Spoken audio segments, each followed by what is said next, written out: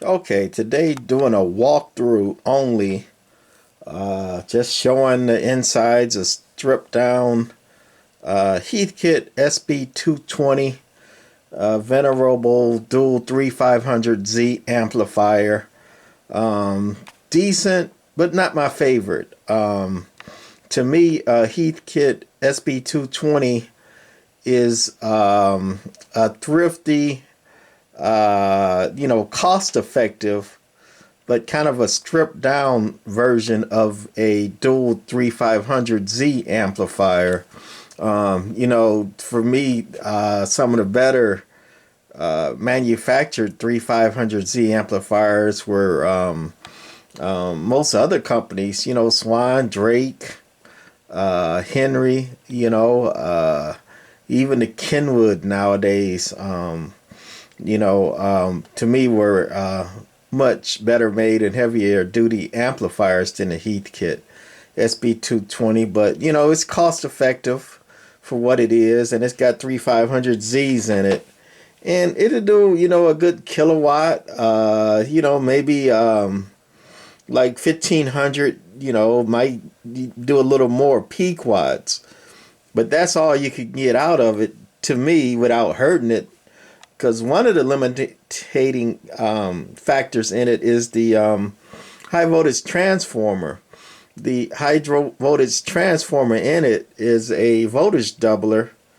I think it runs about 900 volts at 1 amp. It's a 900 watt transformer, and you try to run 2 kWs out of it, you're asking for trouble. But anyway, we're going to do a walkthrough on this one here. It's stripped down, and this one here has been converted to 10 and 11 meters only, and anything unnecessary has been removed. And it's got the Harbach mods in it.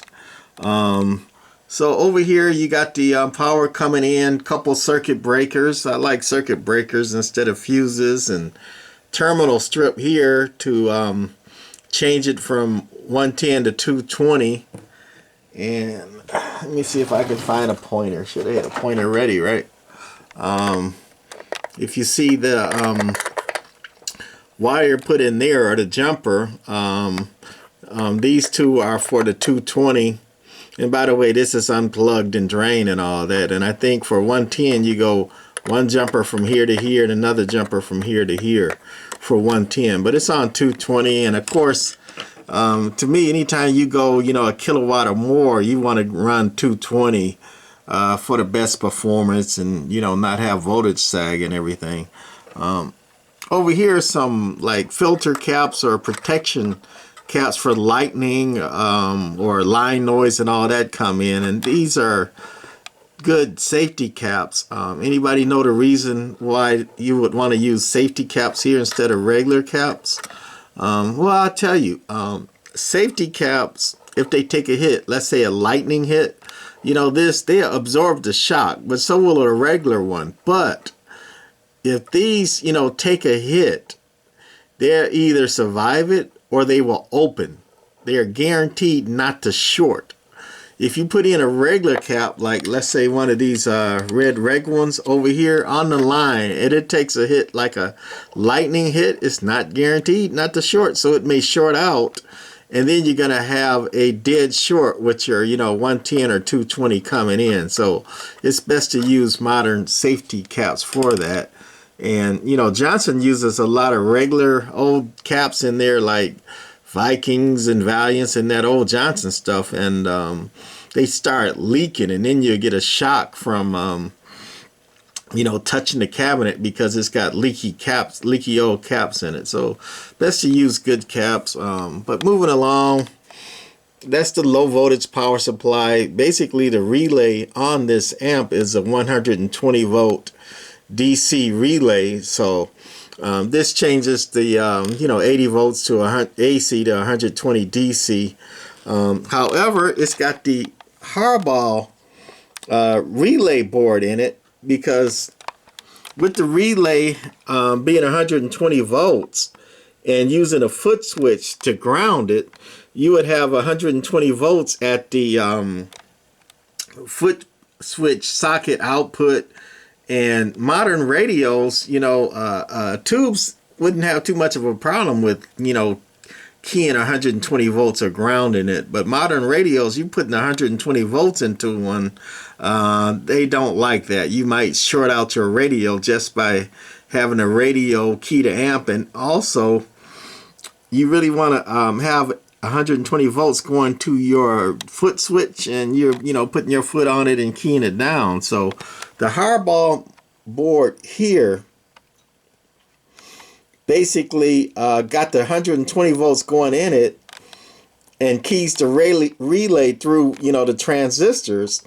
But the transistors isolate that 120 volts, and basically you got 12 volts or so going out to the socket for your foot switch.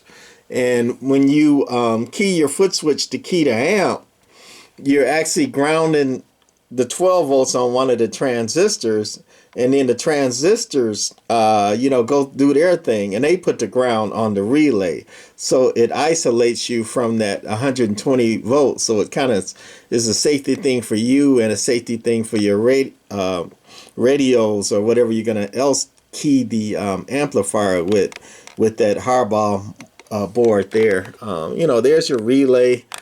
That's a safety choke on the output side, where again, if that blocking cap that blocks the high voltage from coming, you know, through your RF through your output, that blocking cap shorts, and caps do short.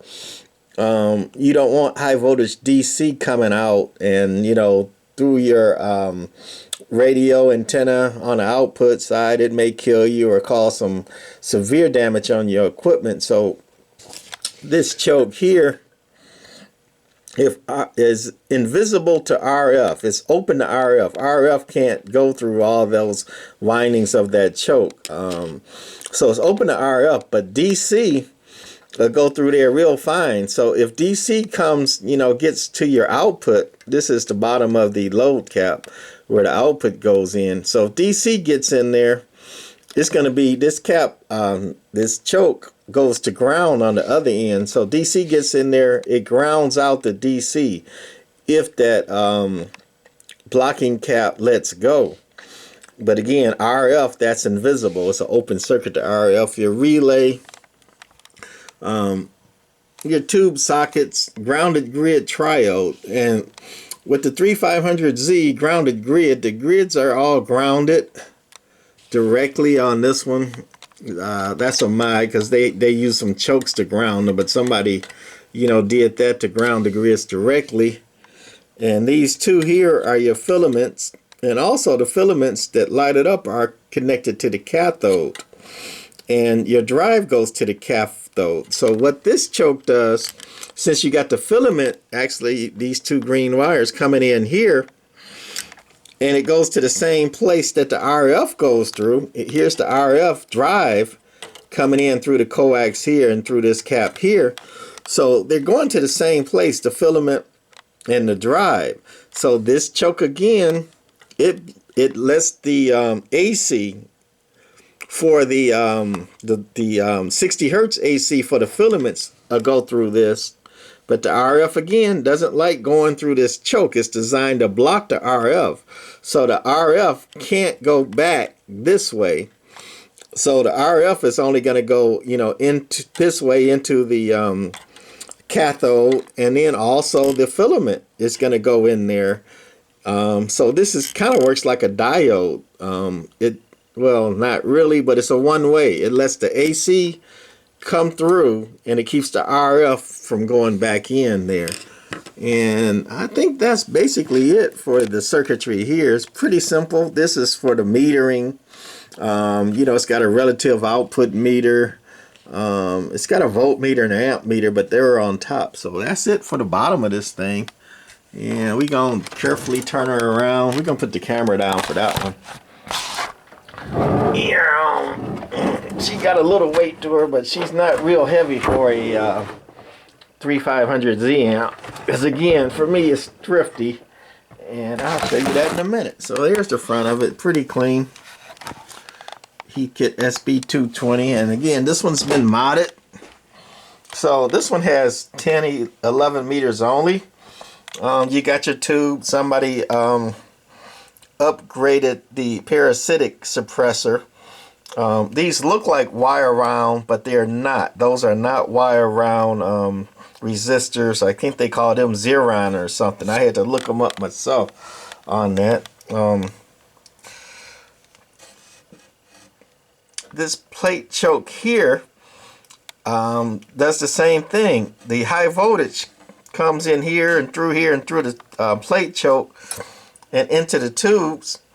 So the high voltage DC can come in and go through the choke, and RF cannot go backwards through this choke, or it has a very hard time. It's almost an open circuit for RF.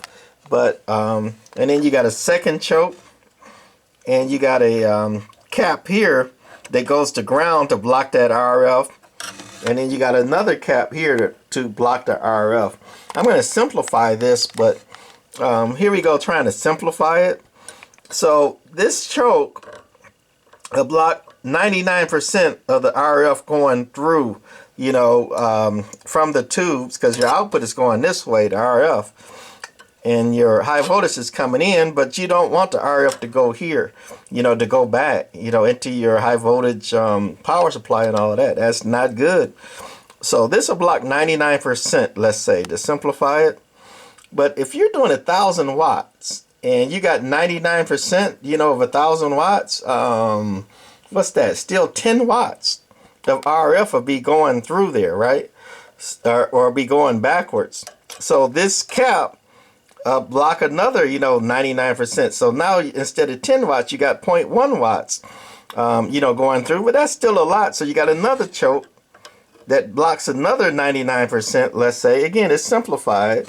And then you got another cap that grounds out another 99%. The caps, they ground out the RF and they let DC go through, where the chokes are like open to the RF and they let the DC go through. So, you know, it's like an open to RF, and then they ground the residual RF, and then more open for RF, and it grounds the last of the RF. So, you know, what you have in two chokes and two caps, you know, the idea is to get rid of all the RF that's trying to, you know, go back in your system, you know, while they have that. One thing I don't like about this amp is, I should have showed that underneath, that the sockets, you know, are right into the chassis, and the pins don't get any air circulation for the most part, right? So Heathkit SB-220, the pins of it are known to overheat and unsolder themselves and have all kind of issues because of the way it's made. See, they're, you know, right into the chassis, and very little air, you know, gets to those tubes, right? So here's my Loud & Boomer single 3500Z amp, and you can see how much heavier it's made. And this is just a single 3500Z amp, right? But it has a blower, and it's pressurized underneath, and the air comes from underneath where the pins are, and it comes up, you know, through the chimney here. So the pins and everything is cooled on this amplifier, whereas on a Heathkit it is not. And over here I got this Yokogawa medical amplifier, and anyway, you know, it's got a fan too, like the Heathkit, but you see the holes, you know, around the tubes, and it's got like a rim, so the air is gonna, you know, catch some, you know, through this little rim here and guide it down underneath through the holes. So the pins are getting air on this one. On this one again, you know, nothing to really cool them pins underneath, where you got, you know, halfway decent cooling system for the pins on this one, and you got a real good one on this one here with the forced air. And you can look at the other components, like the parasitic on this dual amplifier here. Look how heavy that is, right? And this one is a, you know, modified one, and, you know, heavier than normal, but look at that, you know, compared to this guy, right? And even looking at the single guy, well, this one's not that heavy. It uses these two resistors here, but look at that plate choke there, right? Look at that fake choke there. Now this is a single amp, and it's twice as heavy as this Heathkit dual amp here, right? It's hard to see on this one, but this one is much heavier. That choke in there, up under there, trying to zoom in on it, it's much heavier than the Heathkit. The Heathkit, again, is a 1,000-watt, you know, amplifier. Here is the original coil, a pi circuit coil, tank coil, for this Heathkit SB-220. It's cut down.